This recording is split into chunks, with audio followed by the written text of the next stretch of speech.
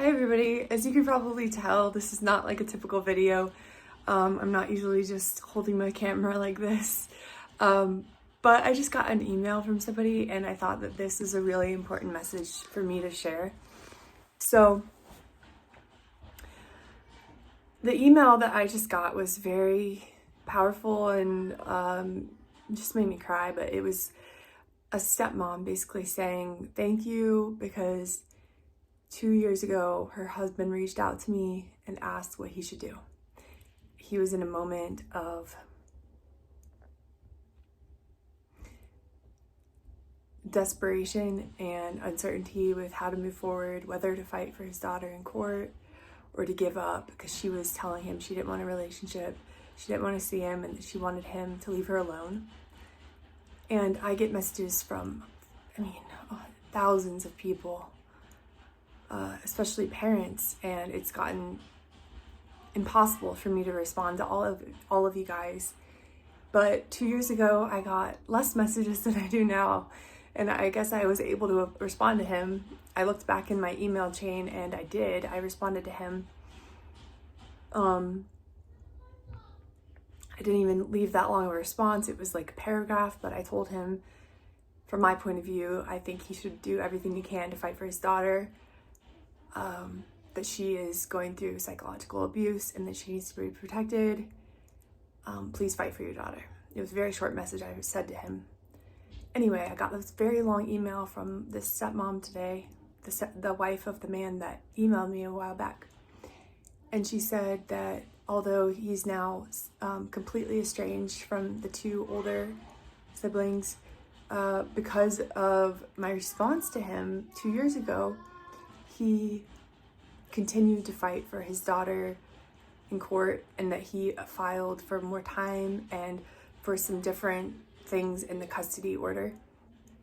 And because of my message, he still has a relationship with his daughter, which is overwhelming, and I'm so grateful for him for that, and I'm so happy for him and his daughter, of course. I guess I'm making this video because there are so many people out there that I know I haven't responded to your message. I'm sorry, I don't have time to respond to everybody personally anymore. I barely have time to make videos as it is anymore.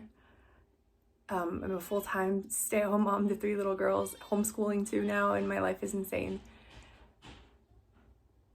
For anybody who has messaged me, parents, asking what to do, or if you should fight for your kid in any way, in any regard, whether it's emotionally, in the legal system, whether it's just to try to go to therapy, heal your own trauma, however that looks like, or whatever that looks like for you. If you've left me any message, I want to emphasize more than ever that please, it is very important to fight for your child. If my one paragraph 2 years ago could get a dad to go back to court to fight for his daughter and to maintain a relationship with his daughter still, that's the reason why he has a relationship with his daughter, she said, then maybe this message will reach more parents to encourage somebody out there to do whatever they can within your grasp. Listen, I know there are a lot of people out there who don't have the financial means, don't have the whatever it is, don't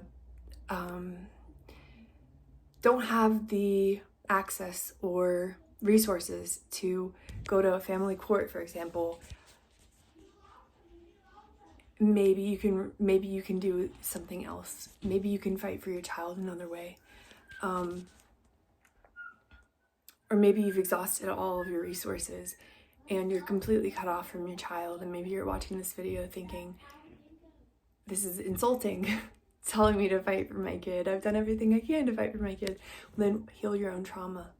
Heal your own trauma so that when your child comes back to you, you can help them heal theirs. There's always something you can do.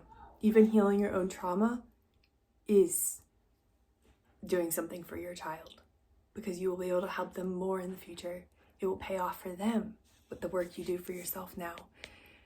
If you still have access to your child and they're trying to push you away and you're wondering what to do, please, please, please fight for them.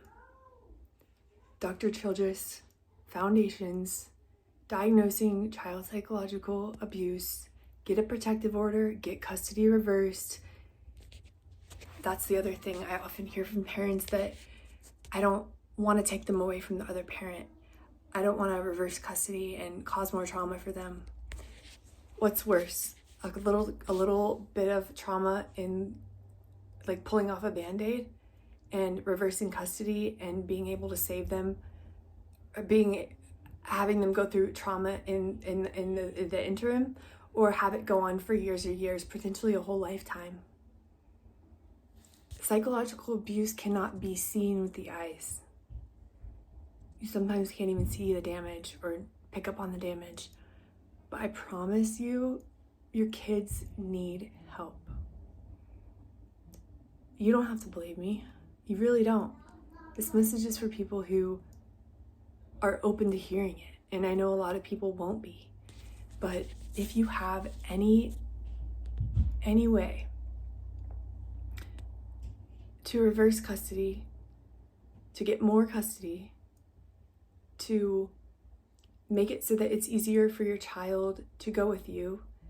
For instance, this dad had the drop-off point changed so that the child could more easily go with him, or to have the judge enforce the order. No, I know that a lot of this won't apply to everybody, but if you haven't heard from your kid in 3 years and you think that they don't want to hear you, so you're not picking up the phone to call them, just stop and call them. Just call them. What's the worst that can happen? They reject you again? Just call them. Because if you don't reach out to them, that's enforcing all their beliefs about you. Either way, it's a lose-lose. And so you might as well fight.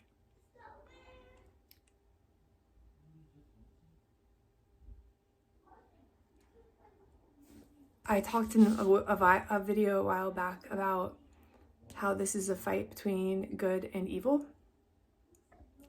And I believe that so hard. I believe that even more now since I made that video. And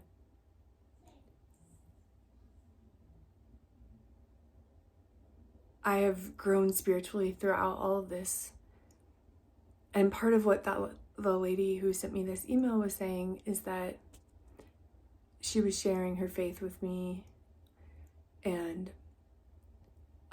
that is something that has gotten me through a lot of difficulties in my life, especially the past year. I've come back to my faith, and that's a whole nother story for another day.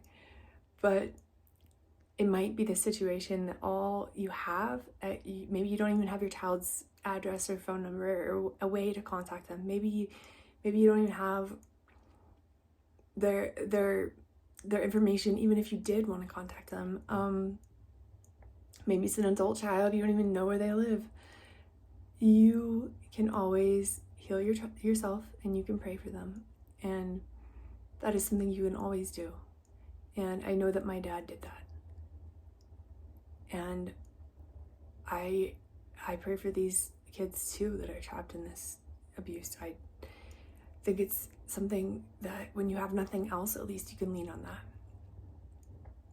My main message, hopping on just this real quick video, if I can inspire one dad 2 years ago to go back to court and fight for his daughter, and now he still has a relationship with her, then maybe I can inspire some other parents to do whatever they can. I'm not saying you have to go back to court. I'm just saying do whatever you can.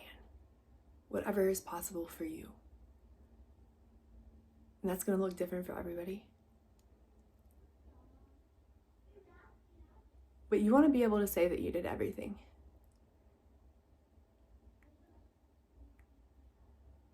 And even if once you've done everything and you feel like you can't do anything more, if you are a spiritual person, you can pray. You can pray for your relationship, and you can pray for your child, and you can pray.